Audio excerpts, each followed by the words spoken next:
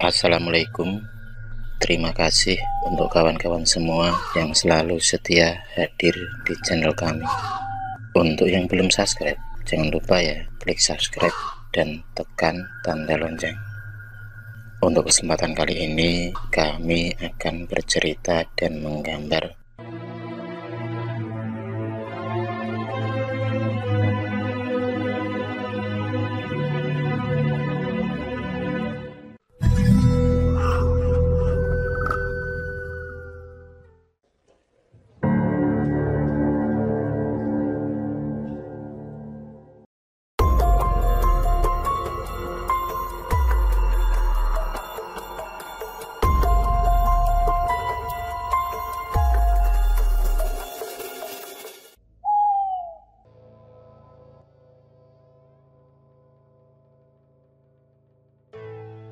Sebagian masyarakat mungkin pernah mendengar kata Bengsi.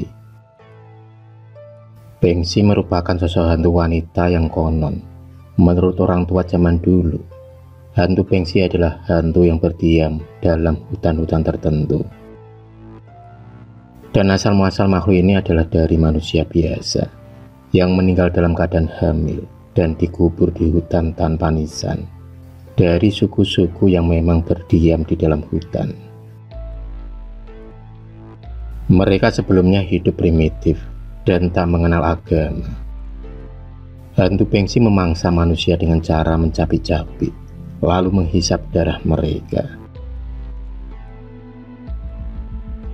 Hantu Bengsi hingga kini masih ada di pedalaman hutan yang jarang dijamah oleh para manusia. Penggambaran sosok wanita telanjang yang membawa bayi, tapi anehnya bayi itu tak digendong, melainkan masih melekat di dalam rahim dengan tali pusar yang menempel pada bayi tersebut.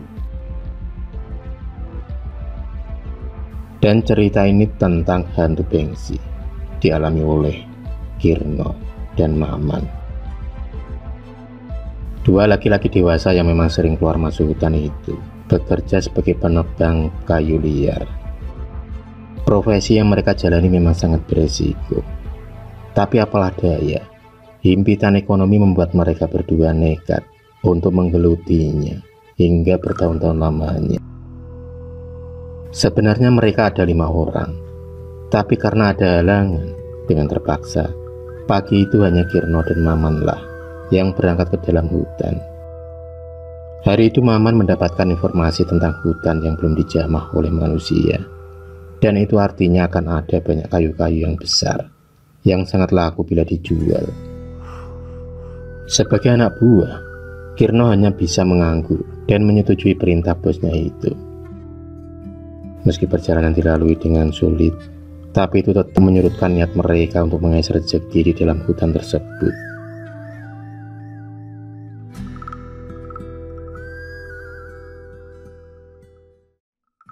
Hingga akhirnya sampailah juga Kirno dan Maman di dalam hutan pedalaman. Dari awal mereka menginjakkan kaki di hutan tersebut, mereka sangat terpukau lantaran banyaknya pepohonan yang amat besar dan menjulang tinggi. Karena merasa lelah, mereka berdua pun kemudian memutuskan untuk beristirahat sejenak, sembari makan seadanya bekal dari rumah. 10 menit sudah, mereka menikmati hawa segar dan sejuk dari rimbunnya pepohonan hutan yang terkesan gelap. Itu mungkin pengaruh rindangnya pepohonan yang membuat sinar matahari tak bisa menembus dalam hutan. Hingga Kirno dan Maman pun tak bisa membedakan antara siang dan malam. Setelah dirasa cukup beristirahat, Maman memberi instruksi kepada Kirno untuk segera melanjutkan perjalanan. Tapi baru saja beranjak dari tempat duduknya, tiba-tiba mereka dikejutkan dengan kemunculan kakek tua berjenggot putih menyapa mereka berdua. Kakek tua itu menyarankan untuk menghentikan perjalanan mereka tanpa memberi alasannya. Tapi Maman tak menghiraukan apa kata kakek tua tersebut. Kirno yang melihat tubuh kakek itu begitu kurus, dia pun berinisiatif memberi sedikit bekal untuk si kakek. Kakek tersebut tampak tersenyum, lalu menerima bingkisan dari Kirno. Sebaliknya itu kakek itu juga memberikan imbalan buah kemiri, rokok, dan api. Untuk apa barang tersebut? Yang pasti pesan si kakek agar mereka harus berhati-hati dalam perjalanan. Belum sempat mereka bertanya jalan pintas agar sampai di tengah hutan. Secara ajaib, kakek tua itu menghilang secara tiba-tiba. Kompas dan alat-alat canggih tak berfungsi lagi di tempat tersebut. Mereka seolah memasuki dimensi lain.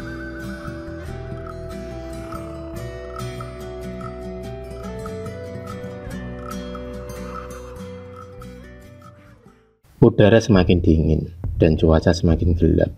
Suara-suara burung hutan saling bersahutan. Entah mengapa Maman merasakan kalau hutan itu bukan hutan biasa.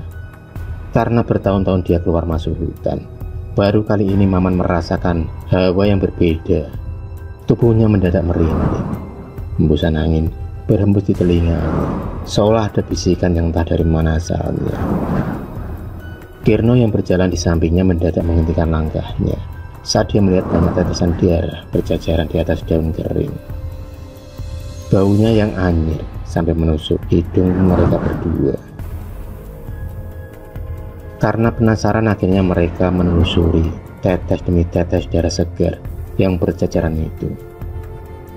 Keanehan pun dirasakan di antara mereka. Saat darah itu semakin lama semakin banyak dan tak ada ujungnya. Kirno dan Maman saling berpandangan. Di saat merasakan ketakutan yang mendalam, tiba-tiba terdengar suara jeritan dari seorang wanita. Suara itu begitu melengging. Saat mereka ingin berlari meninggalkan lokasi tersebut, tak disangka dari atas pohon muncul sosok bayi yang masih lengkap dengan tali pusarnya. Bayi itu lalu lengket dan berpegangan sangat kuat di tubuh Maman. Saking kuatnya pegangan bayi itu, hingga Kirno ikut terpental karena berusaha melepaskannya dari tubuh Maman.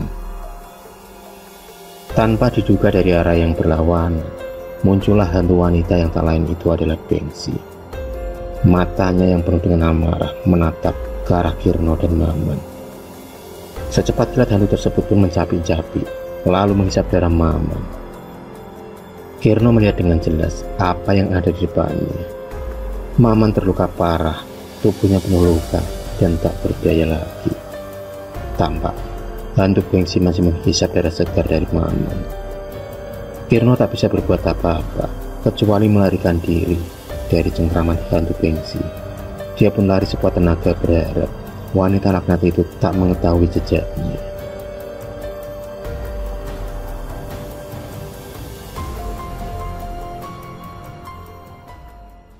Kirno sendiri berpikir hantu Bengsi akan kenyang setelah menghisap habis darah Maman, hingga dia mempunyai kesempatan untuk melarikan diri. Tapi ternyata dugaannya salah. Hantu Bengsi tetap mengejar Kirno. Mulutnya yang penuh dengan darah itu terlihat menjerit dan menganga. Si bayi dilemparkan menuju ke arah Kirno, tapi untungnya bayi itu menempel pada punggung Kirno. Maka dia pun melempar tas bersama bayi sialan tersebut. Kirno kemudian berlari sekuat tenaga hingga dia menemukan tempat persembunyian di dalam gua. Di dalam gua itulah dia merasa aman karena tak ada lagi hantu Bengsi yang mengejarnya. 5 jam sudah Kirno berada di dalam gua. Untuk sementara waktu dia belum berani untuk keluar. Trauma akan hantu Bengsi membuatnya bertahan hingga 2 hari lamanya.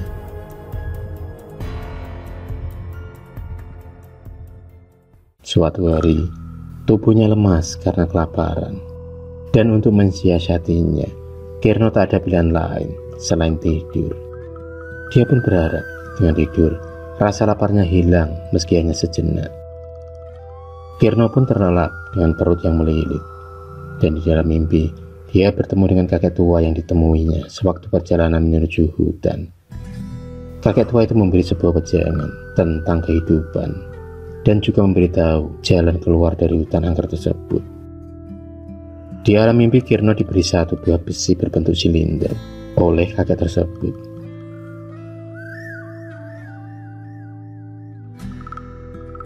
Setelah diberitahu cara dan fungsinya, kakek itu pun menghilang. Kirno pun terbangun dengan kondisi perut yang sudah kenyang. Itu karena di dalam mimpi, Kirno juga diberi makanan oleh si kakek. Dan anehnya, makanan itu sama persis dengan apa yang diberikan pada si kakek sewaktu bertemu di alam nyata beberapa hari yang lalu. Keajaiban Allah begitu nyata dirasakan oleh Kirno hari itu, dan yang membuatnya tercengang, tangannya juga menggenggam rokok, api, kemiri, dan juga besi.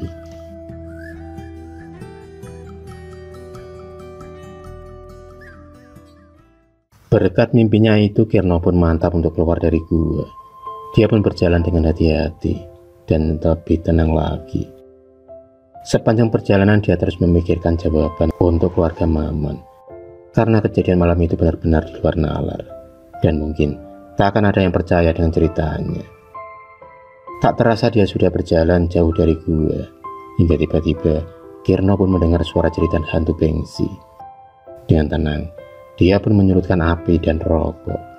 Karena kata si kakek, api dan rokok adalah benda yang ditakuti oleh Bengsi.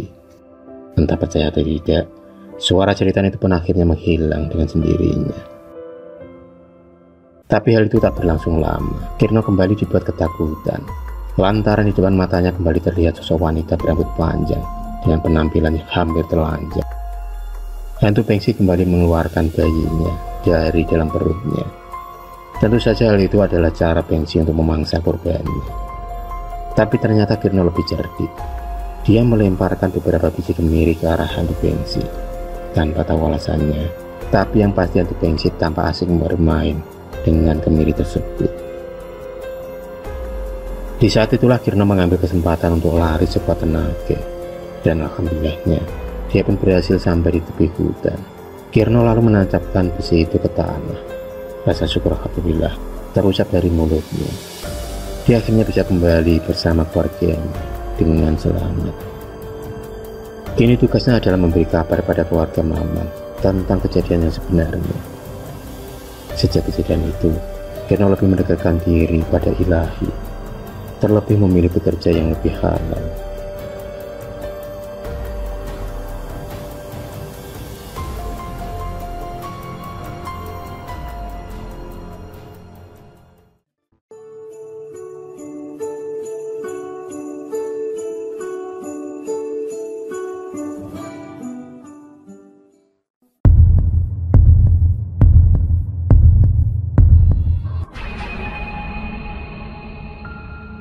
Terima kasih sudah menonton video cerita bergambar ini.